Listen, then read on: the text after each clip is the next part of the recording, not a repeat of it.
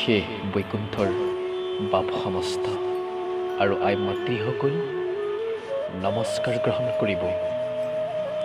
2 নং গৰিমাৰী শ্ৰীমন্ত শংকৰদেৱ প্ৰাথমিক শাখাৰ প্ৰযোজনা আৰু পৰিচালনাৰে স্বৰ্গীয় বাপুৰাম পাঠকদেৱৰ সোঁৱৰণিত এটি অতি সুন্দৰ মহাভাগৱত পাঠ আৰু অৰ্থভাঙনি আপোনা হ'বলৈ আগবঢ়ালোঁ। যদি ভুল হয় তেন্তে কমেণ্ট বক্সত আপোনাৰ খবৰ মতামত পালে অতি আনন্দিত হ'ম। ধন্যবাদ।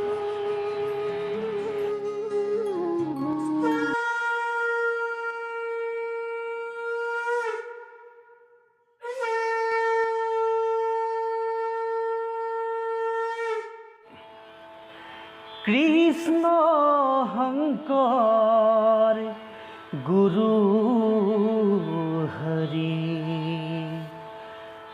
ৰাম ৰাম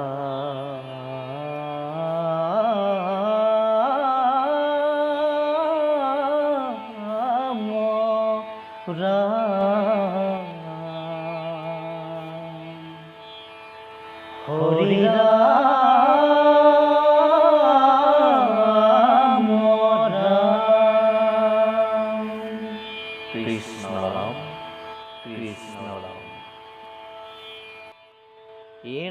জয় জয় কৃষ্ণ কৃপা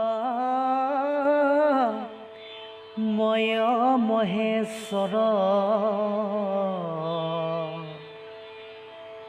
যাৰ আজ্ঞা হিৰে বহে এ ব্ৰহ্মা হৰি হৰ মৎস্য কুৰ্ম আদি অংশ এই অৱতাৰ যাৰ ঈশ্বৰ কৃষ্ণ কোটি কোটি নমস্কাৰ। জয় জয় কৃষ্ণ কৃপাময় মহেশ্বৰ যাৰ আজ্ঞা হিৰে বহে ব্ৰহ্মা হৰি হৰ। অৰ্থাৎ ব্ৰহ্মা শিৱকে আদি কৰি দেৱতাবিলাকে যে ভগৱান শ্ৰীকৃষ্ণৰ আজ্ঞাতে নিজ নিজ কৰ্মবিলাক কৰি আছে সেই কথা ব্ৰহ্মা শিৱ বাক্যৰ পৰা জানিব পৰা যায়। ব্ৰহ্মাই কৈছে কৃষ্ণৰ সেই আজ্ঞা মই ধৰিয়া হিৰত নানামতে সজুইতো সমস্ত জগত। ব্ৰহ্মাৰ দৰে স্বয়ং শিৱই কৈছে ইহাৰ প্ৰমাণ দেখা আমত বিচাৰি ৰুদ হৈয়া থাকো বিষ্ণু ৰেখে আজ্ঞা ধৰি। এই আজ্ঞাবাহী শিৱ ব্ৰহ্মা আদি ক্ষুদ্ৰ বা অপদেৱতাসকলে জীৱক মুক্তি দিব নোৱাৰে। এই কথা শিৱই নিজেই কৈছে যে মই হুল পানী ব্ৰহ্মা আদি দেৱগণে মক্ষক দিবাক নাপাৰো একোজনে।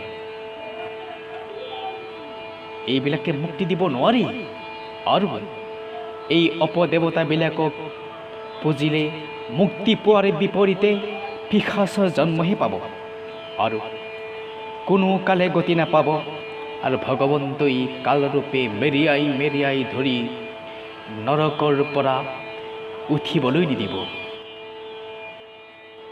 তেতিয়াই শ্ৰীকৃষ্ণই কৈছে অৰ্জুনত গীতত শিলা হৰিহাস অপদেৱতাক পুজি শুইবে পিশাচ প্ৰেতৰ লগতে ফুৰি বেক পূজা খাই আহুৰহত জন্মত তাহাৰ গতি নাই। নৰকৰ পৰা তাক নেদুঠিবাক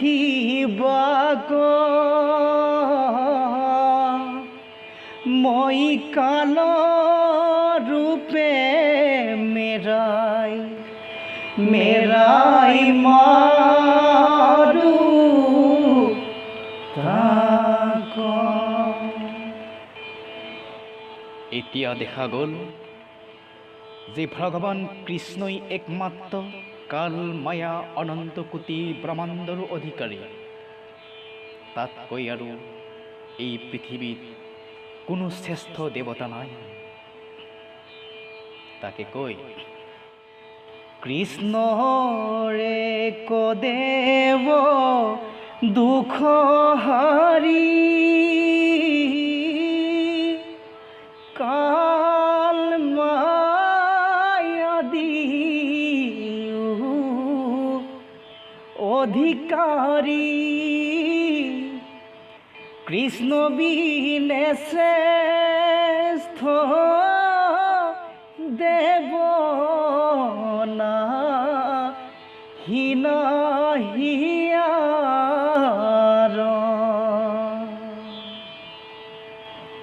ঠিক সেইদৰে গোবিন্দ গোবিন্দ গোবিন্দ গোবিন্দ গোবিন্দ ৰাম মুৰাৰী অনন্ত কোটি ব্ৰহ্মাণ্ডৰ হৰি অধিকাৰী।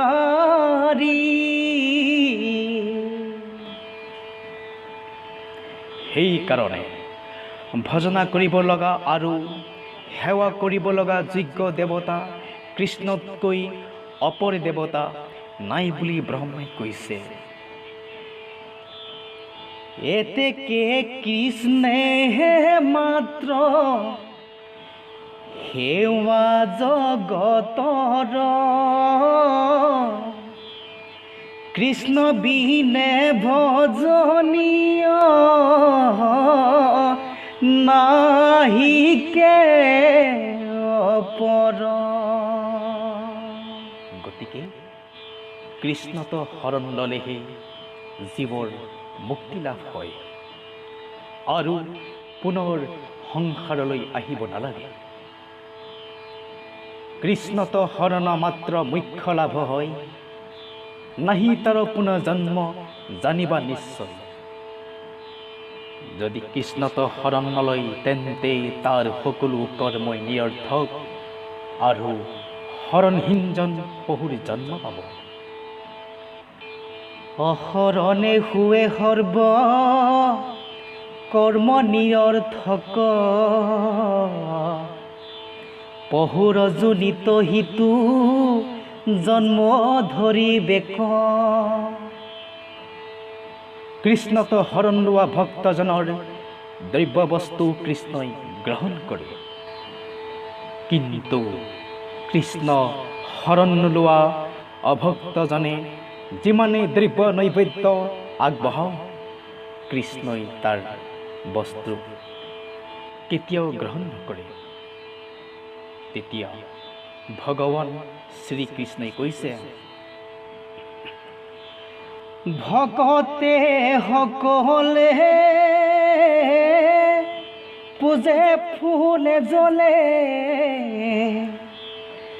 তুষ্ট হওঁ তাক পাই অভকতে যদি নানা দ্ৰব্য দেই তাত মোৰ তুষ্ট নাই।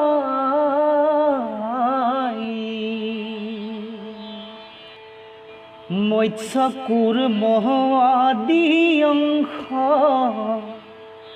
অৱতাৰ যাৰ কৃষ্ণৰ কৃষ্ণ কুতি কুতি নমস্কাৰ। মৎস্য কুৰ্ম বা কাছ এইবিলাক ভগৱান কৃষ্ণৰ অংশ অৱতাৰ। সেইকাৰণে কৃষ্ণক ঈশ্বৰ বুলি কোৱা হয় আৰু সেই ঈশ্বৰকহে কোটি কোটি নমস্কাৰ জনাইছে। আৰু জীৱবিলাকো ঈশ্বৰৰ কৃষ্ণৰহে অংশ।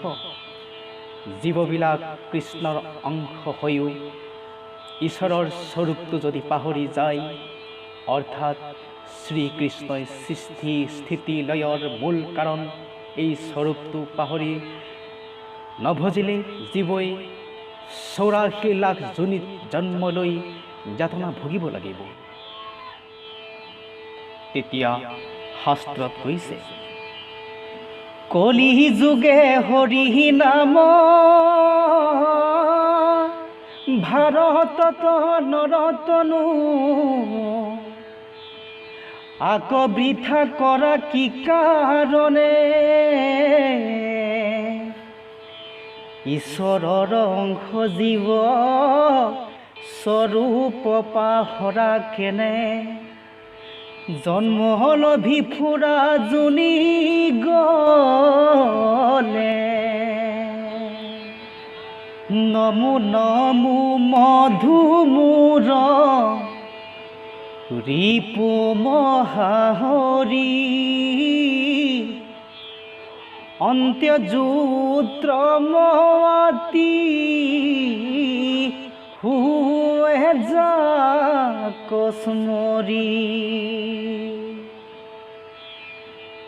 দৈত্য দানৱৰ শত্ৰু হৰি নাম স্মৰণ কৰিলে অন্ত্য জাতি বা নিজ জাতি উত্তম হ'ব পাৰে।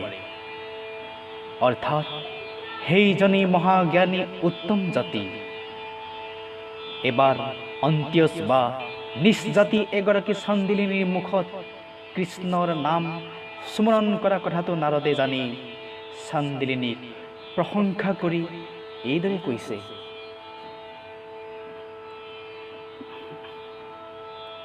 ধন্য ধন্য চান্দালিনী বুদ্ধি তৌতম, নেদেখিলো পৰম কত তুমি সম, চাৰিও বেদৰ তত্ৰ তই আছ জানি, তহি উত্তম জাতি তই মহাজ্ঞানী। আৰু কৈছে, হেহি হে কুলীন বেদক বুজে, যাৰ মুখে হৰি নাম সিজে, চান্দালু হৰি নাম লৱে মাত্ৰ, কৰিবে উচিত যজ্ঞৰ পাত্ৰ, স্মৰুক হৰি মাত্ৰ দিনে ৰাতি, নবাছে ভকতি জাতি অজাতি। ৰাম নাম যিটো হাততে গাৱে, সেহিহে হাততে মুকুতি পাৱে, কিন্তু জাতি কুল বিচাৰিয়া বৈষ্ণৱ নিন্দয়, পঞ্চমপাত কি হুয়া নৰকে পৰয়। সমস্ত জগত উদ্ধাৰক যাৰ নাম, হেনয় কৃষ্ণক কৰো সহস্ৰ প্ৰণাম।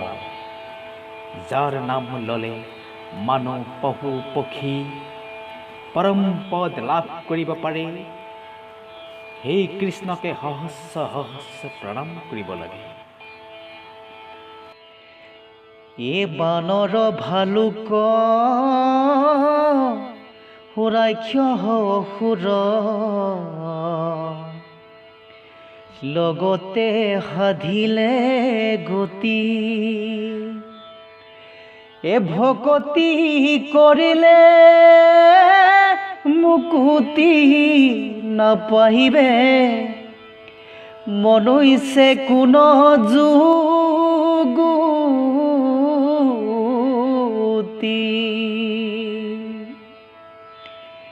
গকুলৰ গৰু যত তৃণ তৰু হবে পৰম পদ পাইলা। গতিকে হেনয় কৃষ্ণক এৰি আন দেৱ পূজে অসুৰ ৰাক্ষস হিহে একোকে নবুজে। প্ৰভু ভগবন্ত ভক তৰ নবনিধি হৰিক স্মৰণে আৰম ভৰহ সিদ্ধি।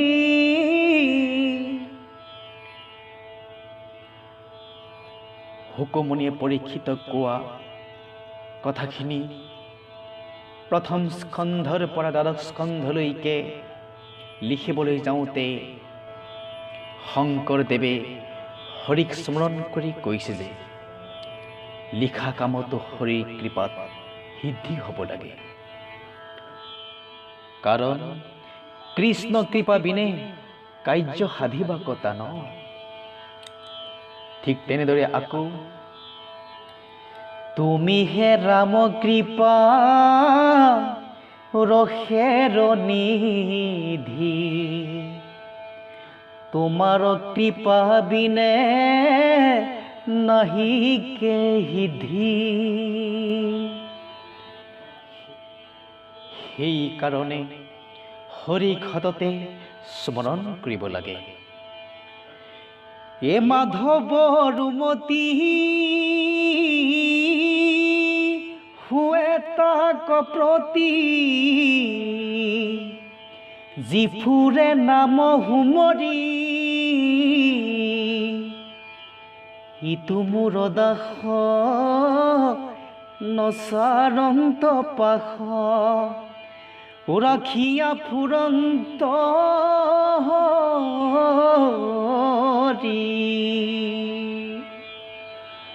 অঠাইশ সহস্ৰী বেদত প্ৰধান বিষ্ণুৰ নৈমিষ ক্ষেত্ৰ মহাপুণ্য স্থান মান্য কৰি হুতক তিলাহত্ৰ তথা শৌনক প্ৰমুখ্যে শুনে ভাগৱত কথা।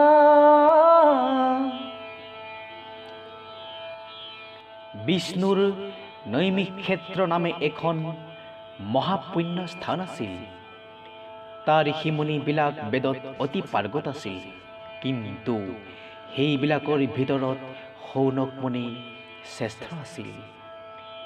এই ঋষিমুনিসকলে সত্ৰ পাতি সেই সত্ৰ সভাত সত্ৰাধিকাৰী পাতি শৌনক প্ৰমুখ্যে ভাগৱত কথা শুনিছিল। এইসকল ঋষিমুনি প্ৰথমতে যাগ যজ্ঞ আদি কৰি তেনেকৈ দিন অতিবাহিত কৰিছিল, কিন্তু কলিযুগত কিয় ভাগৱত শুনিব লগা হ'ল সেই বিষয়ে হুতক মান্য কৰি শৌনক মুনিয়ে ক'বলৈ ধৰিলে। শৌনক বদতি শুনা হুত মহামানী পৰম পাতকী কলি পাইলে হেন জানি আৰম্ভিলো যজ্ঞ আমি সহস্ৰ হোম ধূমে ধূম্ৰ বৰ্ণ ভৈল কলে বৰ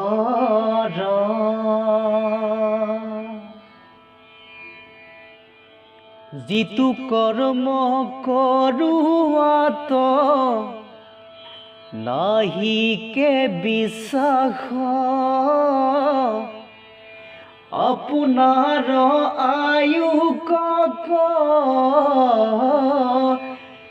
ৰিলু ব্যৰ্থে নাশ।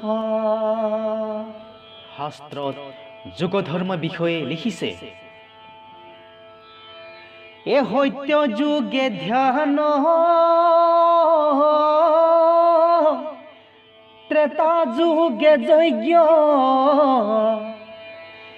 দাপৰ যুগত পূজা, কলিত শৰীৰ কীৰ্তন বিনয়, আৱৰ নাহিকে দুজা।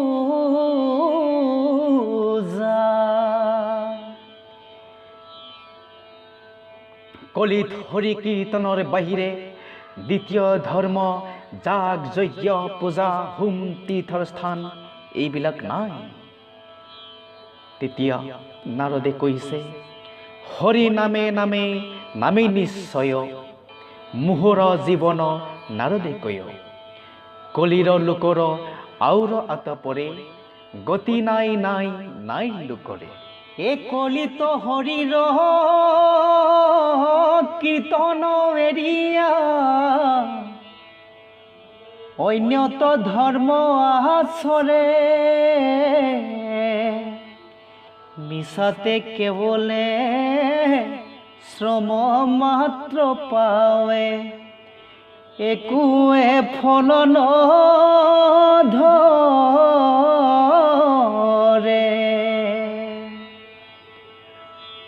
পৰম পাতকী কলিৰ ধৰ্ম হল হৰিৰাম।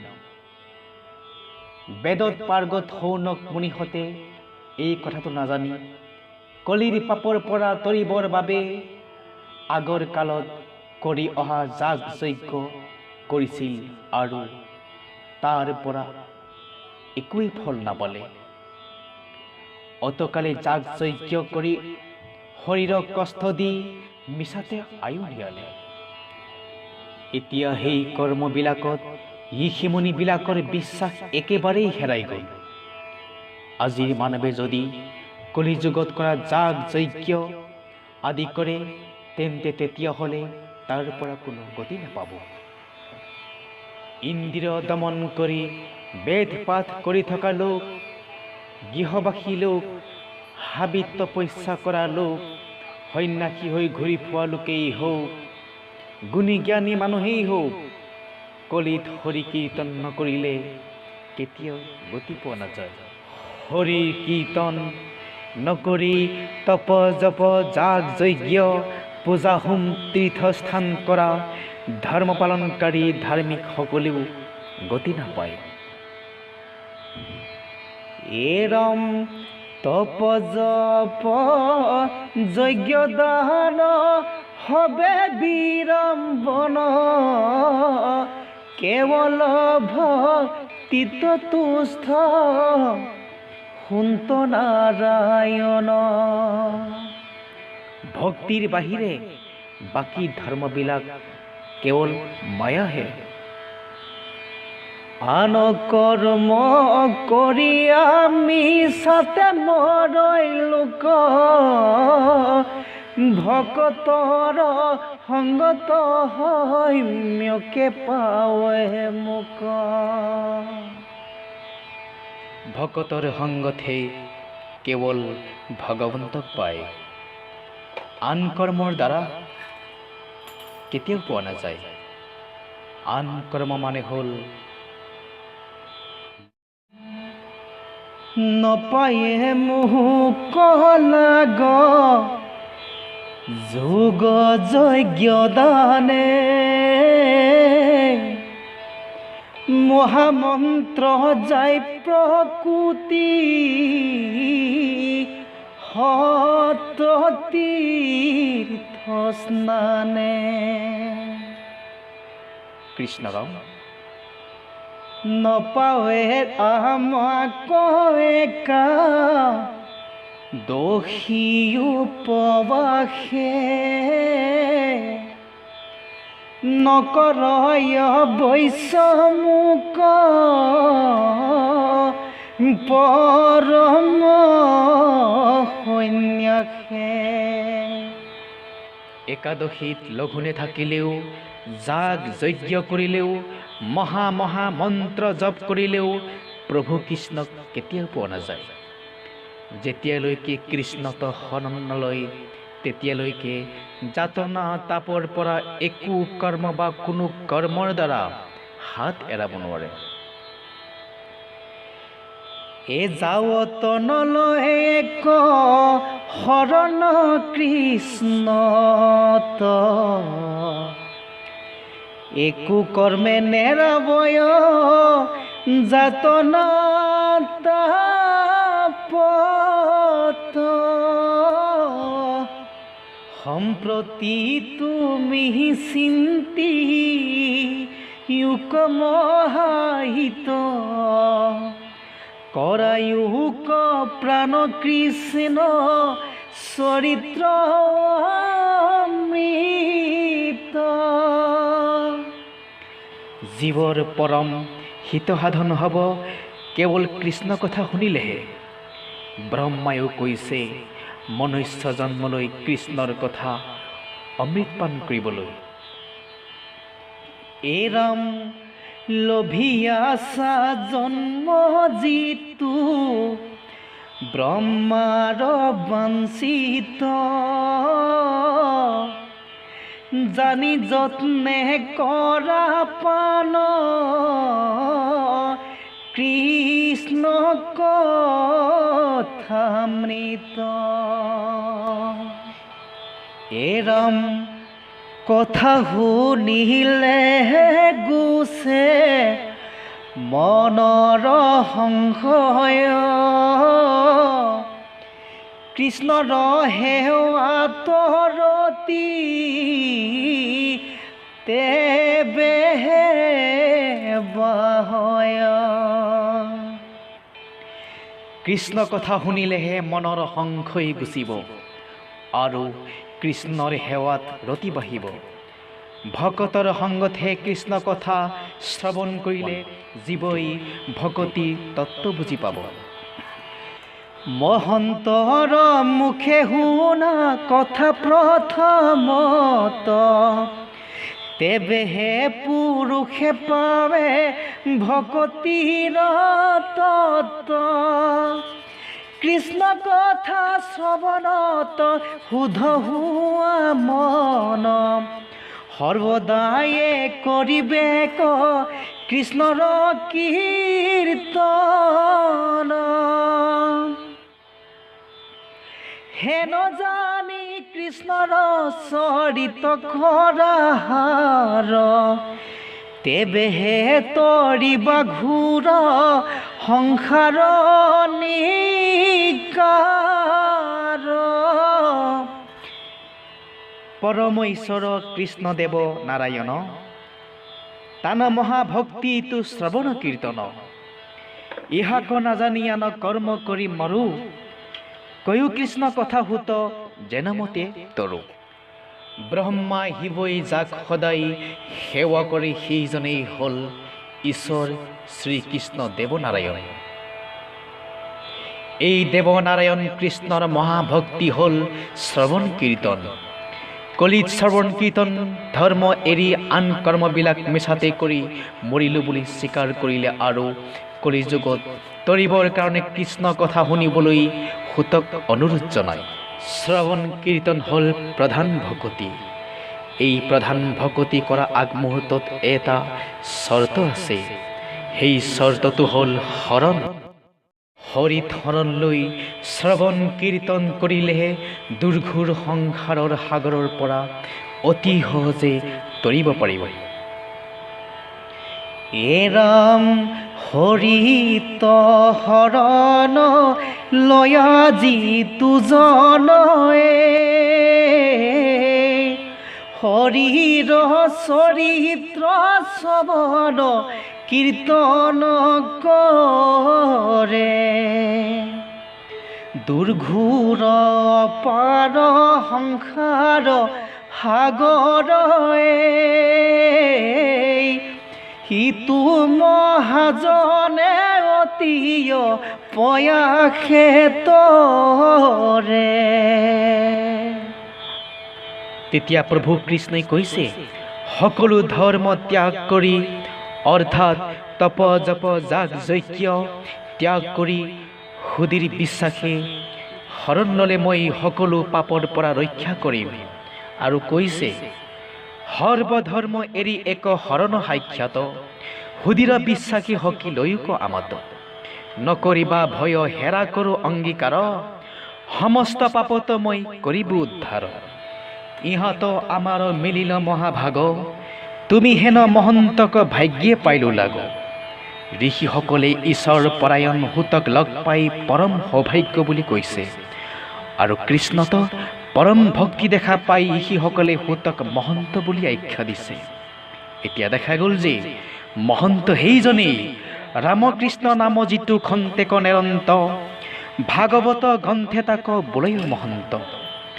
ঈশ্বৰ পৰায়ণ মহন্তজনে ঈশ্বৰৰ কথা সদায় ৰং মনেৰে পান কৰে।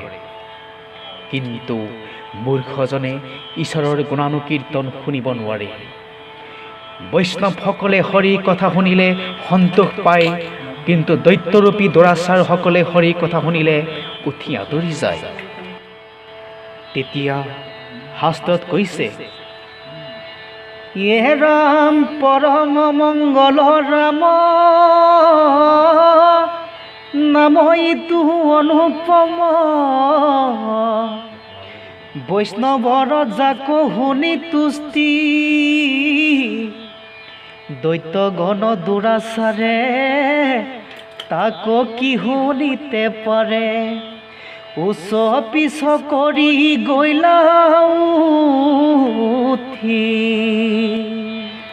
যত স্বৰ্গ সুখ যিটো মুখ্য সুখ মূল, ভকতৰ সংগৰ অল্পকো নোহে তুল। স্বৰ্গত থকা দেৱতাবিলাকে নিতে নিতে দেখে সিটো পুণ্য হৈ ক্ষয়, সৰ্বক্ষণে নুগুছে মনত চিন্তা ভয়। পুণ্য ক্ষয় ভৈলে পাছে হবে দেৱ নাৰী, বিমানৰ সন্তে পেলাবই ধ্বংকল মাৰি। পুণ্য শেষ হ'লে দেৱতাসকলে স্বৰ্গৰ পৰা ঢকা মাৰি পেলাই দিব। তেতিয়া স্বৰ্গৰ পৰা আহি নৰকত পৰিবহি। নৰকৰ পৰা লগে লগে যমদূতে মহাখং কৰি জীৱক যাতনা ভুঞ্জাব। এ ৰাম যাতনা ভুঞ্জাবে দূতে, মহাক্ৰোধ কৰি। মনুষ্য শৰীৰ পাই নভজিলি হৰি। মনুষ্য জন্মতে আন দেৱতাক পুজি হৰিক নভজিলি, এতিয়া নৰক যন্ত্ৰণা ভুঞ্জাইছোঁ। ইয়াৰ পৰা পৰিত্ৰাণ কৰিবলৈ ক'ত আছে তোমাৰ পূজ্য দেৱতা, তাৰ সান্নিধ্য দিয়া। কৈত আছে দেৱতুৰ দেহ সমিধান, ইটো নৰকে পৰি থাকা কোটি কল্প মান। যমৰ পৰা হাত এৰাবলৈ হ'লে কলিযুগে কৰে যিটো নমক গ্ৰহণ, সেহিহে তৰিবে ঘোৰ যমৰ কৰণ। মুখ্য সুখ মুক্তি সুখতকৈ ভকতৰ সংশ্ৰেষ্ঠ। পৰম গতি পোৱা সকলেও ভকতৰ সংগত থাকি ভকতৰ মুখে হৰিৰ কথা শুনি সুখ পোৱাটোহে কামনা কৰে। নালাগেলি ন মুকুতিৰ তথা, নাহি হৰিপদ পংকজ যথা।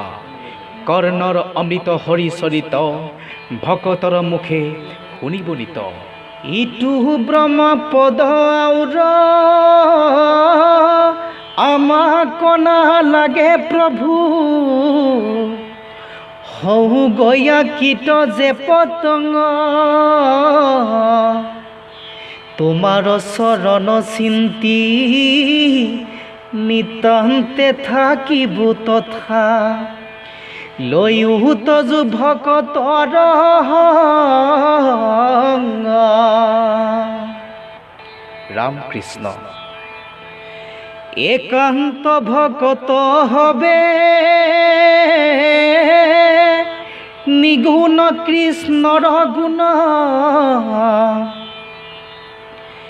গাৱে সদা বহিয়া যথাত বৈকুণ্ঠকো পৰিহৰি যোগীৰো হৃদয় এৰি থাকা হৰি সাক্ষাতে তথাত। গতিকে ভগৱন্ত কৃষ্ণৰো সুখৰ ঠাই হ'ল একমাত্ৰ ভকতৰ সংগ। ভকতে ভকতৰ সংগৰ বাহিৰে একোৱেই কামনা নকৰে।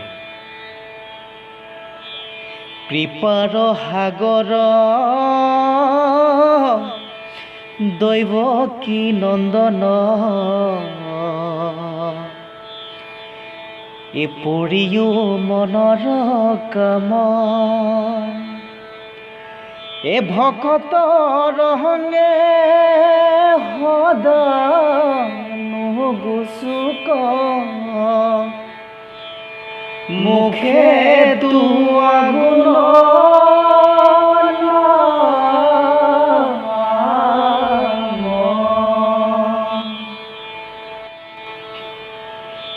হৰিজনৰ সংগ নুগুচুক সৰ্বক্ষণে, এতেকে প্ৰসাদ মাগো তোমাৰ চৰণে। এহে ৰাম আকাশে সংসাৰে ৰবি, ৰথ যেন বায়ু, সূৰ্যৰ লগতে হৰৈ জগতৰ আয়ু। এ ৰাম আকাশে সংসাৰে ৰবি, ৰথ যেন বায়ু, সূৰ্যৰ লগতে হৰৈ জগতৰ আয়ু। এই জগতখন ক্ৰমান্বয়ে সূৰ্যৰ গতিৰ লগত গৈ থাকি আয়ুস কমি কমি গৈ আছে, কিন্তু তাক জগতৰ লোকে কেতিয়াও লক্ষ্য কৰিব নোৱাৰে। সূৰ্যটোৰ ওপৰলৈ উঠি আহি পিছত তললৈ নামি গৈ শেষত নাইকিয়া হয়। দিনটোৰ সময়টো কমি অহাত কথাটো মানুহে লক্ষ্য কৰিব নোৱাৰে, অথচ একে ঠাইতে থকা যেন লাগে। ঠিক তেনেদৰে ব্ৰহ্মাণ্ডকে আদি কৰি যিমানবিলাক জগতত জীৱ জন্তু আছে, এই সকলোৰে শৰীৰবিলাকৰ আয়ু দিনে দিনে কমি গৈ শেষত মৃত্যুৰ কাষ চাপা কথা কোনেও ক'ব নোৱাৰে। সদায় একেটা বয়সতে আছোঁ আৰু বুঢ়া হৈ এদিন মৰিম বুলি আমাৰ মনত নাহে। একেটা বয়সতে জীয়া হৈ থাকিম বুলি ভাবে আৰু জীৱসকলে লক্ষ্য কৰিব নোৱাৰে যে বয়স কমি মৃত্যু মুখলৈ গৈ থকা বাবেহে আমাৰ সুন্দৰ দেহাটোৰ ছালবিলাক সুতৰা সুতুৰ হ'ল, সুন্দৰ দাঁতৰ পাৰি সৰি নাইকিয়া হ'ল, সুন্দৰ কলা চুলি কচা পকি সৰি গ'ল।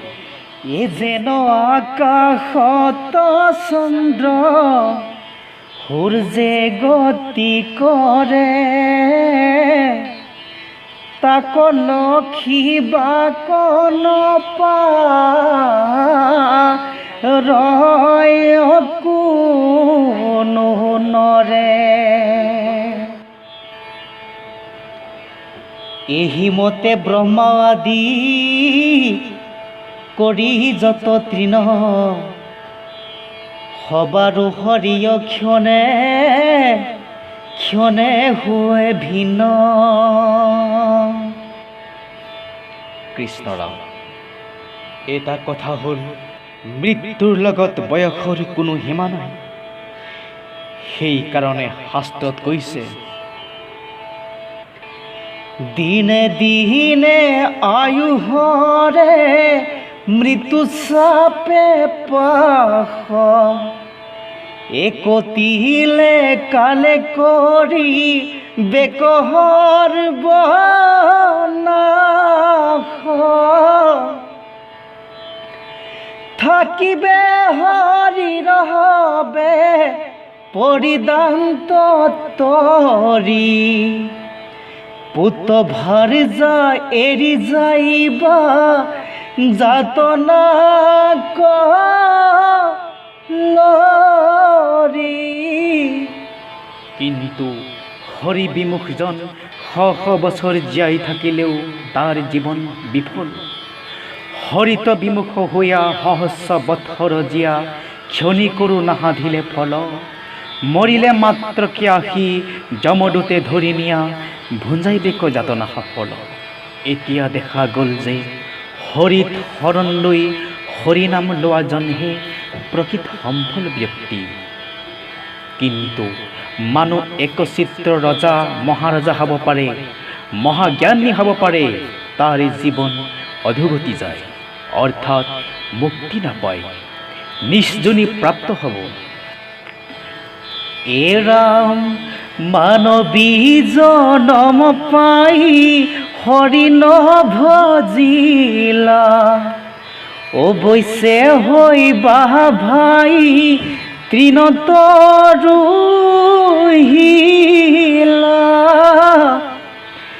নৰতনু পায়া হৰি নভজে জিনৰে সংসাৰৰ অনন্ত জু নিত ভ্ৰমি মৰে মনুষ্য জনম পাই কৃষ্ণ কন ভজে এহি মনে দুখে ঘূৰ নৰকত মজে এক ক্ষণ মানে যিটো শুনৈ কৃষ্ণ কথা তাৰ বিনে আৱৰ জীৱন যায় বৃথা। যিদিনা ভকতৰ সংগত কৃষ্ণ কথা শুনিব সেই দিনটো সকলোৰে কাৰণে মংগল হ'ব। গতিকে হৰিৰ কথা শুনা দিনটোহে ভাল দিন আৰু হৰি কথা এবাৰো শুনিবলৈ নোপোৱা দিনটোহে বেয়া দিন। যেনেকৈ দিনটোৰ বতৰ ফৰকাল হ'লে আমি কওঁ যে আজি দিনটো বহুত ভাল দিন। বৰষুণৰ পানী পৰি ডাৱৰীয়া বোকা পানী হ'লে তেতিয়া আমি কওঁ যে আজিৰ দিনটো বেয়া দিন। সেহি দিনক ভাই দুৰ্দিন বুলিয়া মানি মেঘাছন নহয় দুৰ্দিন হৰি কথা অমৃতৰ সম্যক পৰশে যিটো দিন হুৱৈ অবিহীন।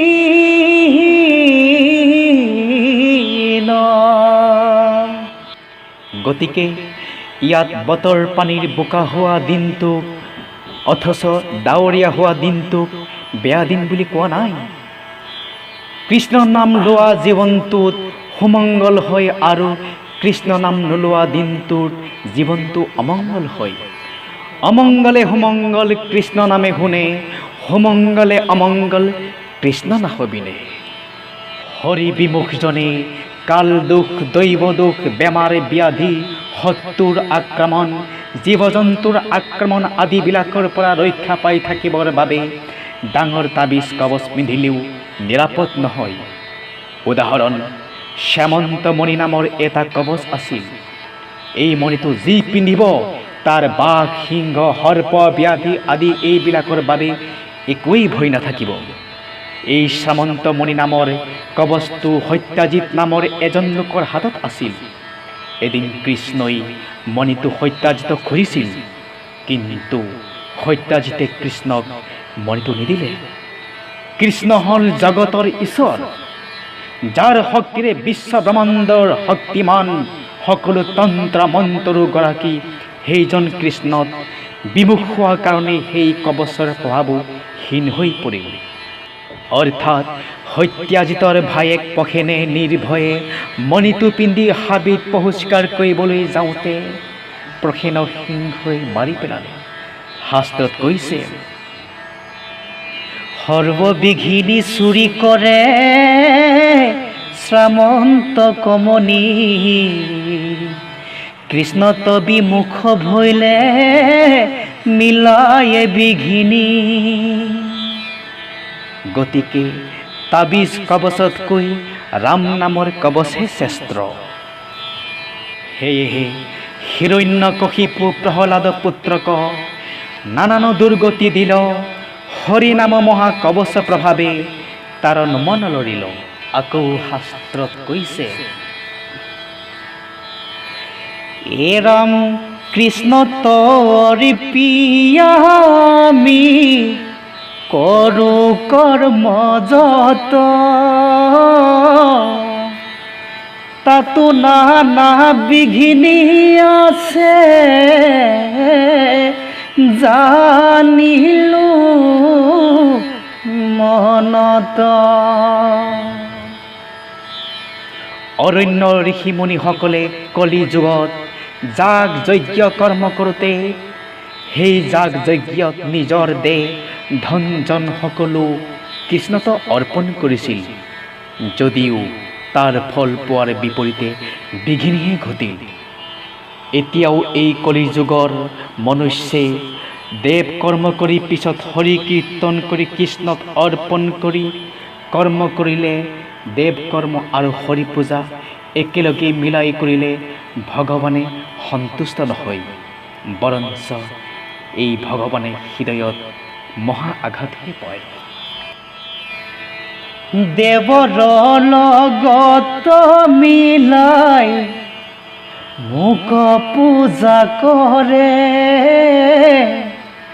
মোহৰ হৃদিত মহা বজ্ৰ প্ৰহাৰ কৰে। কৃষ্ণ এৰাম এতেকে পিয়ায়ো কৃষ্ণ হৰিত অমৃত, শ্ৰৱণ মাত্ৰকে যেন কৃত কৃত্ৰ।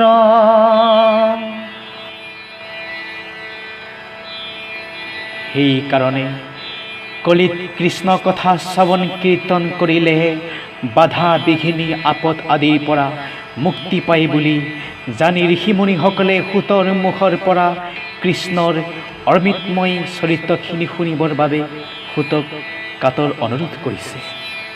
শাস্ত্ৰত কৈছে, শ্ৰৱণ কীৰ্তন কৰি কৃষ্ণক আৰাধে, মহামুখ্য সাধে একো বিঘিনি নবাধে। কলিৰ যুগত শ্ৰৱণ কীৰ্তনৰ বাহিৰে আন ধৰ্ম নাই কৈছে।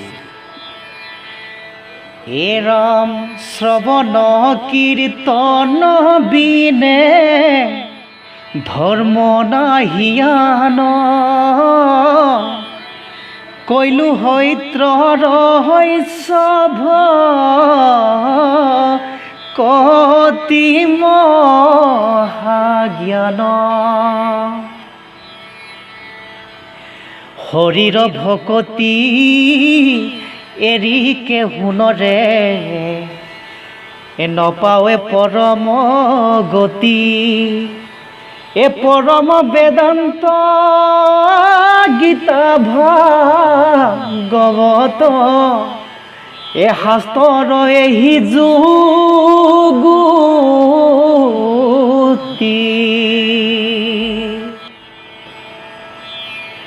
অৱশেষত ঋষিমুনিসকলে ভাগৱত শাস্ত্ৰ শুনিলেহে পৰম মুক্তি হয় বুলি ভাগৱত শাস্ত্ৰ ব্যাখ্যা কৰিবলৈ সূতক অনুৰোধ কৰিছে। এই কলিৰ যুগত মুক্তি দিব পৰা আৰু ভকতি বৃদ্ধি কৰা একমাত্ৰ হৈছে কেৱল ভাগৱত শাস্ত্ৰহে। শুনিও কণৰ পৰম সুন্দৰ মহাভাগৱত শাস্ত্ৰ এ মুকুতি দায়ক ভকতি বধক কলি যুগে হে শাস্ত্ৰ